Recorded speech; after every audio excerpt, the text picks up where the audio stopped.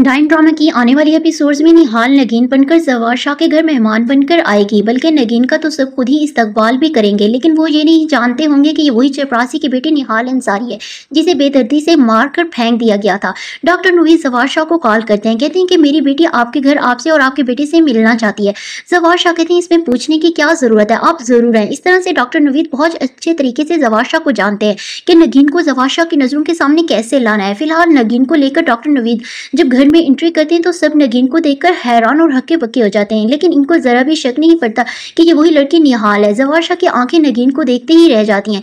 नगीन होती ही इतनी सुंदर और स्टाइलिश है। डॉक्टर नवीद बात करते हैं जवार शाह से कि इनकी बेटी रिसर्च कर रही है जिसे वो आपकी हवेली में कुछ दिन रहना चाहती है, यहाँ के लोगों से बात करना चाहती है, तो इसमें आपको कोई एतराज तो नहीं है। जवार शाह को नगीन देखकर पहले ही दीवाना हो रहा होता है, वो इनकार नहीं कर पाता। जब तक चाहे आपकी बेटी यहाँ रह सकती है, इन्हें कोई एतराज नहीं।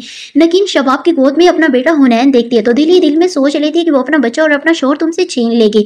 डॉक्टर नवीद जवार शाह से पूछ ही लेते हैं कि ये बच्चा किसका है, बहुत ही प्यारा है। इतने में शबाब बोल पड़ती है ये इसका बेटा हुनैन है। नगीन को बहुत ही गुस्सा आता है, वो शबाब से कह देती है कि एक बार बच्चे को गोद में उठा सकती हूँ, तो शबाब के पास इनकार करने की तो वजह ही नहीं होती। नगीन जब बच्चे को सीने से लगाती है शबाब को बहुत ही गुस्सा आने लग जाता है।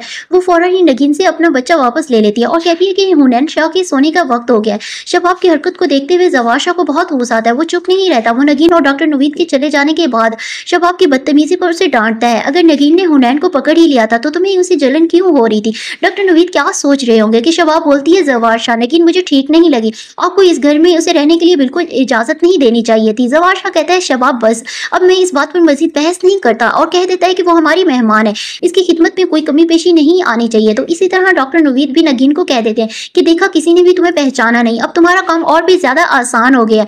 नगीन को देखने के बाद जकिया शोर मचा देती है, फौजिया निहाल दोबारा लौट आई है, वो किसी को नहीं छोड़ेगी। फौजिया कहती है वो निहाल जैसी दिखती है, लेकिन वो तो निहाल नहीं है, वो तो जाहिर गवार लड़की चपरासी की बेटी थी। ये लड़की तो बहुत मॉडर्न लगती है, ये डॉक्टर नवीद की बेटी है, डरने की जरूरत नहीं है। जब नगीन घर रहने लग जाती है तो जवार शाह नगीन के आगे पीछे घूमता रहता है और इसे बात करने के बहाने ढूंढता रहता है। वो नगीन को अपना दोस्त भी बना लेता है।